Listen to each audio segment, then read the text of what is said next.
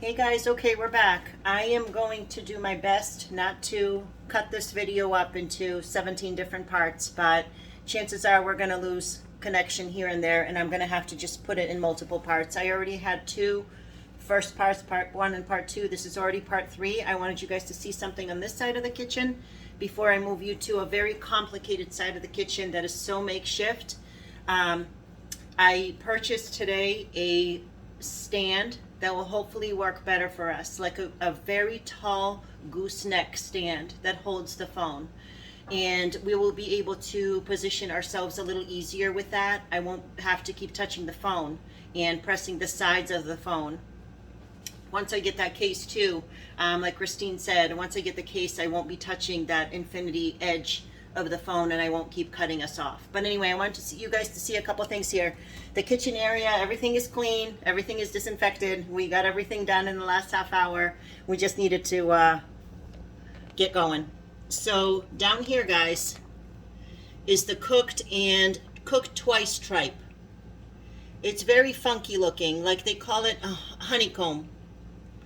I don't like to discuss what it is, but it is a part of the cow. It is the stomach lining of the cow. And the reason it's probably not popular in America, and the reason it's popular in other countries, is because in America we're very lucky enough to have excess, and we don't need to use every part of the animal. But in other countries, we use every single part of the animal. In Europe, in Africa, they do. So, you know, in Asia, every single part of the animal. So the stomach, the cow, after it's been unfortunately killed for human consumption, it's got a stomach lining that they have to do something with also. And this soup is so nostalgic of home, and that's why I make it like probably once every 3 years, maybe once every 4 or 5 years. It takes a long time to make, so it's actually a big undertaking for a weekday, considering I have to get up at 3:20. But it's now been boiled twice. It's become extremely tough. So now it needs to be put into a kind of a stew pot where it can cook for a few hours. I don't cook it longer than 3 hours. I usually cook it like 2.5 hours. So we'll have it for dinner tonight. But now it's cooled. It's washed and cooled, so I can chop it into small pieces. So I just wanted you guys to see that. And I also wanted you to see this huge pot. So this is that second throwaway water. You see how it's got things in it? It's been flavored with some stuff. So that tripe has already been in 2 batches of flavored water. It's been boiled. So it already has a really nice flavor to it. It's already got a really nice start to the stew. So we throw that out. I'm going to rinse the sink, and then we'll fill up the pot with nice bottled water. I'll be right back. Okay, I am going to try to move you to the other side of the kitchen.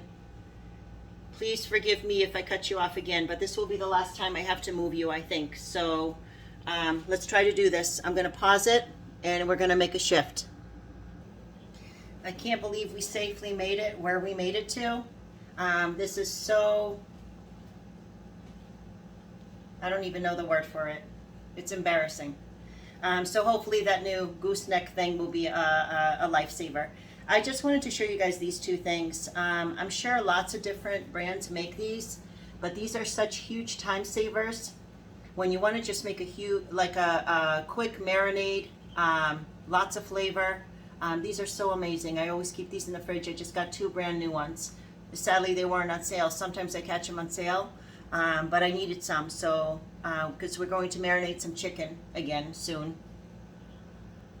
Okay guys, I'm just getting a few things ready. I'm getting the basics ready. What we're going to, we have our trusty pot. It's ready to go. Look, it's huge. It's not going to be filled. It's going to be 1.5 liters at most, or 1.25 liters. So I'm just grabbing a few ingredients, and we're going to get to work. One of our ingredients, I'm going to add 1 container of beef flavored broth, only because I don't have any beef bones. So this tripe is cow related, so the recipe calls for beef flavor. So this is one thing I'm going to use in there. And then a gallon of nice fresh water. So let me just put that in the pot, and we are going to go from there, one little piece at a time. I'm just going to quick peel a couple onions while we're chatting. We still have our, I believe, geez, I don't know if it's day 28 or 29 booty challenge to do, but we got to get that done. It's already 4:45. It's okay. It's not that bad, actually. Once I get this on the stove, this is kind of just left and forgotten to do its own thing. For the most part, it's a very easy recipe. It just has a lot of ingredients that you have to kind of pull together. I use onion, and I use leeks, which kind of have a flavor of onion. It's like a leek is kind of like a giant scallion. It's kind of a weird thing, but it's true. That's what leeks taste like. This one is my meat chopping board. This is my other chopping board. So we keep those separated. I'm going to put this aside for now because we're not doing meat yet. I'll be right back. Guys, this ugly little thing is like the best thing in the world. It's called a celery root, and it is the bottom of the celery stalk. And this is where all the flavor is. So when you're cooking and you want some nice celery flavor in your soup, go get some celery root. Almost every store has them. I have seen these even in Stop and Shop. I get a lot of my veggies and fruits at Whole Foods. They always have celery root at Whole Foods. And I'm just going to peel like the dirty parts off of it, and I'm going to leave it whole because it doesn't stay in the soup. It just is there to flavor it while the soup is boiling. It is so delicious. I use this for so many different things. We'll see. You guys will see. There's going to be so many recipes. I know the peel is so thick, and I have to like cut down real deep because the bad parts go deep. But I use this celery root to flavor a lot of recipes, and this is just one of those things. I've looked at recipes online. I don't even use a recipe for this anymore. I've been making this, since I was 4. And they call for 1 stalk of celery. And I'm like, are you guys kidding?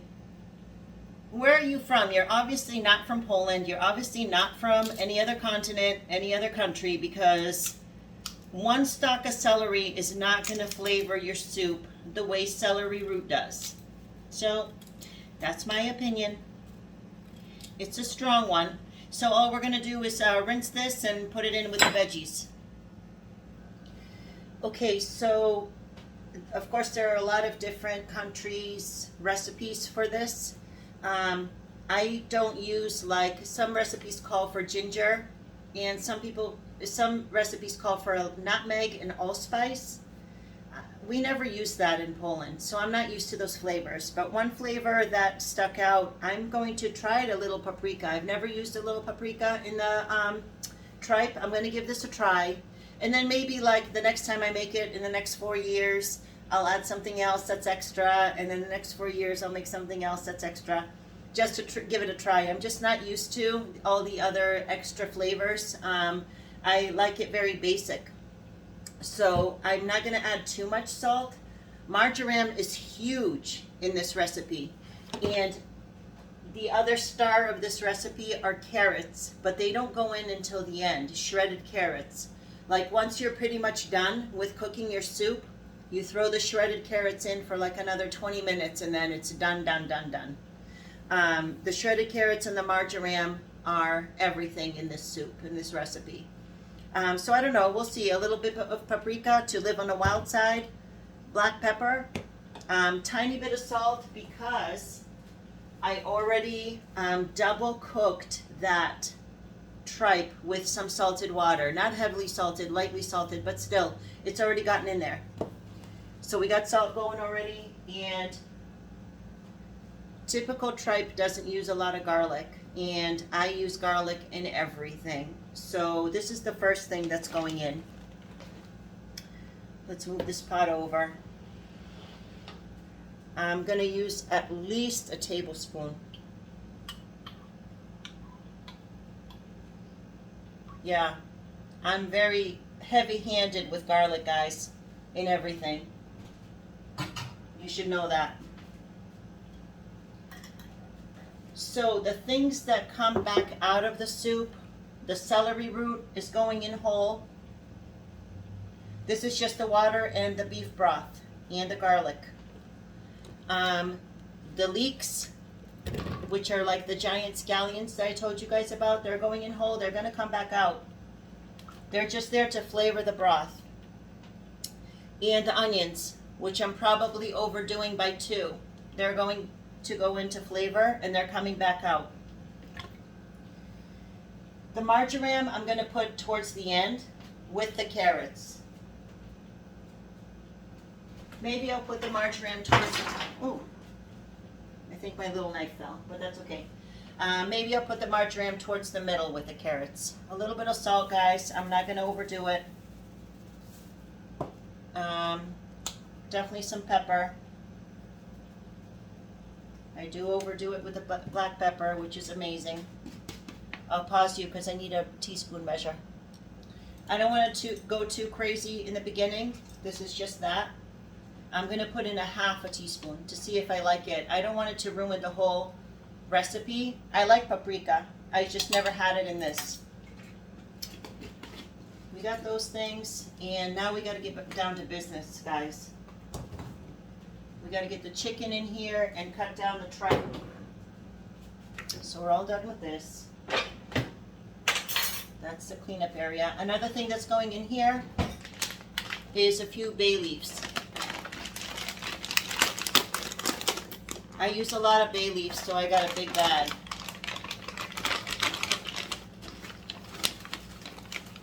These come out also. Don't leave these inside your soup or stew once you're done cooking. They're going to make the whole stew bitter. So once you're done using them, once the stew is ready to go, take those out. So we'll be taking out actually a lot from in there. But bay leaves, definitely take those out. My goodness, I can't believe I haven't cut us off so far. So we're going to add 10 drumsticks. I always feel compelled to use gloves when I handle meat. I don't feel proud of myself for eating meat. And I have been a vegetarian for a very long time in the past. I think that I'm going to get back to that. So I always feel a little bit grossed out. At the same time, I like it. I like only certain meats, like 4. But I feel weird at the same time, like handling meat without gloves. Even though I'm going to be eating it, it doesn't make sense. So 10 drumsticks, because we want that bone flavoring in there. What I do partially, like probably an hour and a half into the cooking process, is I take the meat off of the chicken and I save it for like either salads or for like sandwiches or for whatever. You can use it for other things. I already stupidly touched the chicken first, so I'm going to change my gloves because I have to adjust the camera because we're going to cut up the tripe next. So I'm going to be right back. Okay, I'm a bit of a germaphobe. Whenever you look around my apartment and you see like disarray, it's not that I don't hate it. Oh no, don't fall. What just happened? Hang on. My gosh, we are so makeshift, like literally propped up on a camping chair and duct tape. It's embarrassing. I don't even want to show it to you guys, but we're fixing the situation. We got things coming. What was I saying? Got it, germaphobe. When you guys look around my apartment, and I know you're going to see stuff around my apartment, when you're hanging out with me, you're going to see this, that, and the other thing. When you see disarray in my apartment, that's not me. That's depressed me. So this is what we're trying to get out of. This is the funk that we're coming out of, and we have so much work to do. This is why I started this channel, and we started on May 4th. June, July. We're like 2.5 months in. We've had a lot of good days and we've had some bad days, and that's the way it goes. But every day I want to make progress. So this is why you guys are here with me, and I'm here with you, and we are going to be trying to kill it every day. We're going to try to slay it every day and just get better. It's nicer to do things with people and not to feel so alone in life. Anyway, that's enough of that. We're about to slice tripe. Okay, guys, so we got this mess of tripe right here. It's cold. It's weird. It's rubbery, super rubbery. I'm going to cut it really small. I don't like big pieces of tripe. And the smaller you cut it, the quicker it softens and cooks. I don't know for sure, but I think the lining of a cow's stomach is made of muscle. It's just a really weird looking color muscle. But the longer you cook any kind of like muscle meat, this is such a disgusting conversation. I'm just so disgusted. But the longer you cook muscle meat, the softer it gets. I don't care for it to be too soft. I actually like it when it's a little rubbery. So some people, you know, may cook it for 6 hours, and I cook it for like 2.5. I think this is why I did this undertaking for tonight, because I know I'll be done in time. I was out of work a little early today, which was super. Went to the supermarket, like we said. I got the kombucha for my resident friend and for myself too. I got us a bunch. I got like 9 or 10 or 12. And I knew I would have time to do this. So I just don't like, some people like big, long, noodle type pieces of this, and I do not. The thinner and smaller they are, the better. This is actually a little on the long side for me, but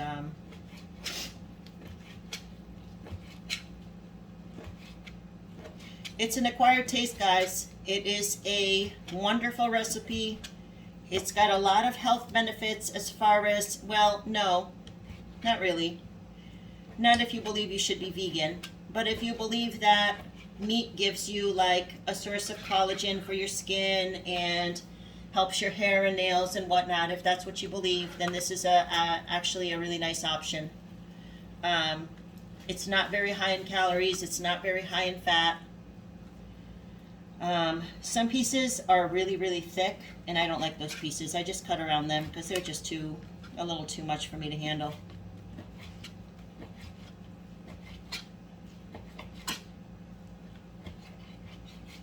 By the way, I don't even know if I said that this is Magda. This was holding my knife so I can move you guys up. I don't know if I said in my first video that, hello, this is Magda and welcome back to my channel, and thank you so much for hanging out with me. We're going places, guys.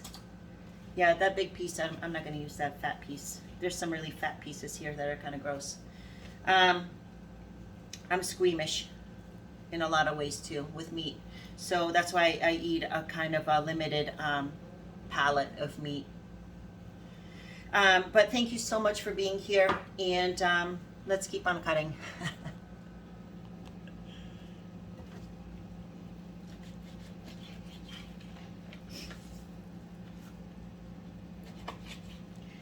I've called my mom 2 days in a row now after work, and she hasn't picked up. I hope everything is okay. I texted my brother yesterday, or the day before yesterday and today, and he said she's okay. I don't know if she's just missing my phone calls. It always makes me a little worried.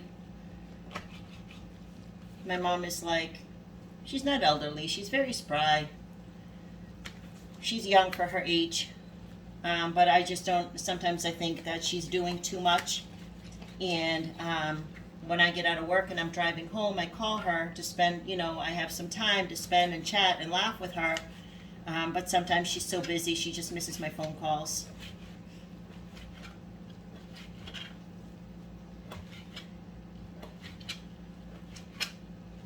I wish you guys could eat this with me after it's done, because I find this stew like very special. This is like such a heartwarming stew. And if anybody knows anything about this stew, like there's so much effort that goes into this, and like so much really wonderful ingredients, as you can see, that I'm putting in there. Like when you make this for somebody, it really means a lot, because it's a lot of effort. It's not difficult, it's just a lot of time. You see, I like the pieces very, very small. Small and chewy. Small and definitely not overcooked. I've never had a tripe that was like soft. We've never made it that way, and that's why I like it this way. I like to have something to chew on. It's delicious. It really is delicious. And funny, I think I just purchased like a really good product, because I almost felt like I didn't have to cook it twice. I didn't have to pre-boil it twice. It didn't have a funk to it. So I might have gotten lucky and just gotten like a really fresh product. But I cooked it twice anyway, so it's just got all that extra flavor in it with the garlic and a little bit of salt. In one of the boilings, I put in chicken bouillon, so it flavored that even more. So that's why I didn't put in too much salt, because I knew I was working with some salty ingredients. Sometimes when you put in too much salt into a stew like this, it makes the meat tougher. Makes the tripe tougher, so you don't want to oversalt it. So what we're gonna do, we're almost getting there, done cutting. I'm just gonna put this on high heat until it comes to a boil, and we're gonna cook it for, let's say, 2 hours, and we'll see where we are in 2 hours. Maybe in 2 hours it will be time to put in the carrots.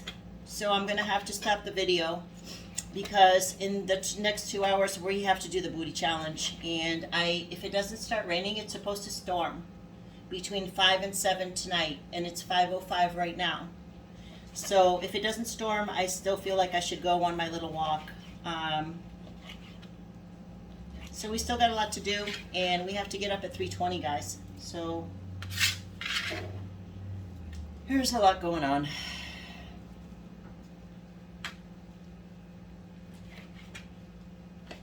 Anyway, I think you get the idea about the chopping here. Chop, chop, chop, chop.